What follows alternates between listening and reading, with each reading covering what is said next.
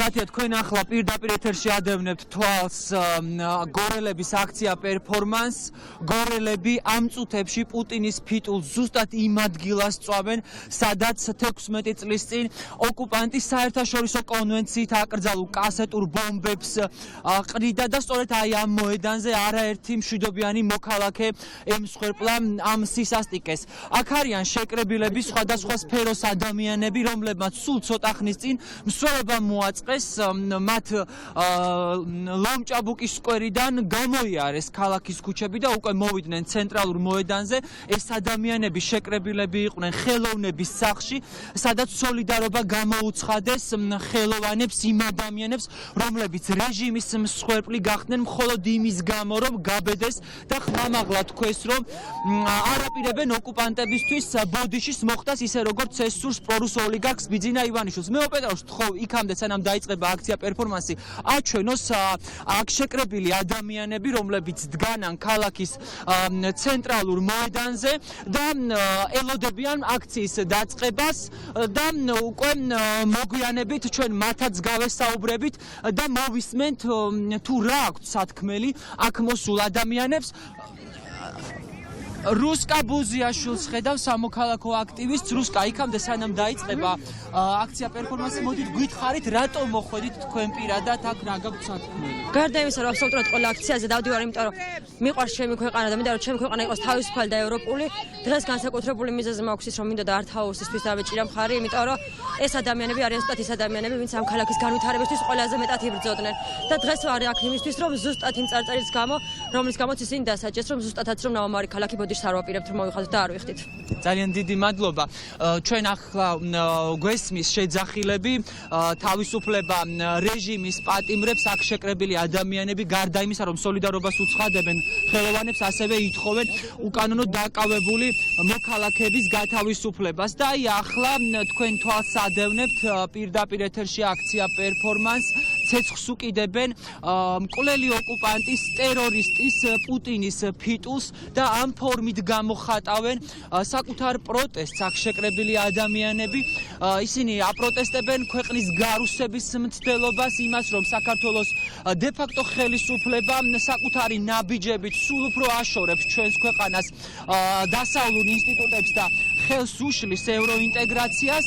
გორელები ყოველდღიურად იკრიბებიან ცენტრალურ მოედანზე და მართავენ მშვიდობიან საპროტესტო აქციებს, თუმცა დღეს გაცილებით ბევრი ადამიანი გამოვიდა ქალაქის ქუჩებში, რადგან როგორც გითხარით, ქართული ოცნების დე-ფაქტო ხელისუფლებამ გადაწყვიტა, რომ გორის ხელოვნების სახლიდან გამოაძევოს ფოტოგრაფები, რადგან მათ მოაწყეს 16 ნოემბერს გამოფენა და თქვეს, რომ არ მოიხდიან ბოდიშს. აი ასეთი სანახაობა არის ახლა გორში, ხედავთ რომ მიწვის პუტინის ფიტული და პარალელურად ჩვენ გვესმის მოქალაქეების ყიჟინა იმ ადამიანების, რომლებიც არ ეგუებიან რუსულ ოკუპაციას. ჩვენ ახლა შეგვიძლია პირდაპირ ეთერში გავესაუბროთ ავთანდილ ტიტვინიძეს, რომელიც თავდასხმის მსხვერპლი გახდა შავ-რაზმელების, მას სასტიკად გაუსწორდნენ ეგრეთ წოდებული სპეცრაზმელები. ავთო, დღეს შენ გამოხვედი ფოტოგრაფების მხარდასაჭერად. პირველ რიგში გითხარი, როგორ გზნობ თავს იმ მძიმე დღეების შემდეგ, რაც გამოიარე და ასევე გითხარი, რა გაქვს? გულდაწყვეტილად გზნობ ძალიან თავს. პირველად მომიწია გორში აქციაზე გამოსვლა და ასეთი მდუმარე ქალაქი მწყის მე მწყის ის არ ვიცი, შეშინებულია ხალხი თუ არ აქვს რაღაც, არ ვიცი, გორში მე ჩემი ქალაქის გულდაწყვეტილი ვარ და ჩვენ დავიმსახურეთ ის, რაც დაგმართეს ხელოვნების სახლის დაკეტვის ღირსები ვიყავით, იმიტომ რომ მანამდე ხმა არ ამოვიღე და არ გამოვედი და არა ვთქვით, რაც სათქმელი იყო და აი მე მგონია, რომ ეს დანაშაული, ამ დანაშაულის ღირსები ვიყავით.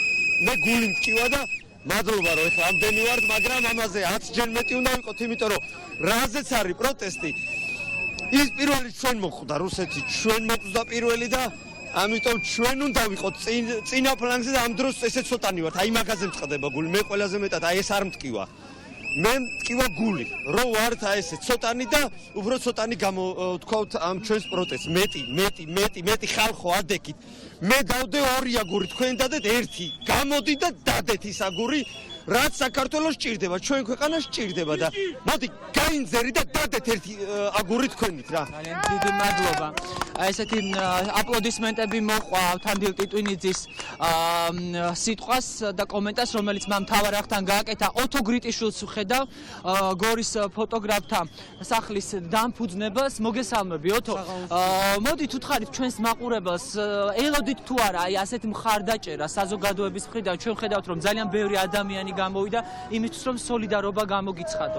ცალსახად ის არის ჩვენი ორგანიზაცია რაღაცნაირად ისეთია ახალგაზრდებზე გათვლილია და ყოველთვის ის არის ხოლმე დიდი მხარდაჭერა აქ ადგილობრივ მოსახლეობაში და გვინაიდან და რადგან ჩვენი სივრცე საფრთხის წინაშე დადგა დარწმუნებული ვარ რომ ის ბევრი თაობა რომელიც ამ სივრცეში გაიზარდა ყოველთვის ჩვენს გვერდით იქნებიან და მადლობა მათ ამისთვის.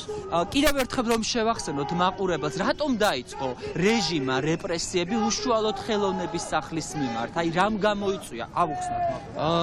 ჩვენთან იყო ინსტალაცია ნაომარი ქალაქი ბოდიშ სარიხტის 16 ნოემბერს გავხსენით და სულ რაღაც 5 დღეში 21 ნოემბერს უკვე მოგთხოვეს დაგვეცალა შენობა და შეგვეწყვიტა ის ხელშეკრულება რაც მანამდე ქონდა.